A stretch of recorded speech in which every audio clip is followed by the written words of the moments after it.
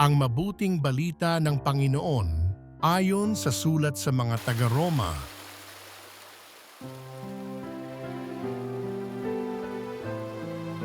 Mga kapatid, sino ang makapaghihiwalay sa atin sa pagmamahal ni Kristo? Ang paghihirap ba?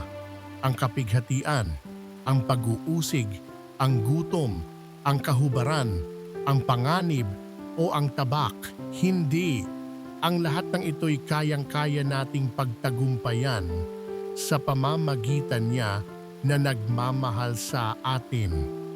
Sapagkat natitiyak kong ang kamatayan, ang buhay, ang mga anghel, ang mga pamunuan, ang mga bagay sa kasalukuyan, ang mga bagay na darating, ang mga kapangyarihan, ang kataasan, ang kalaliman, o ang alinmang nilalang ay hindi makapaghihiwalay sa atin sa pag-ibig ng Diyos.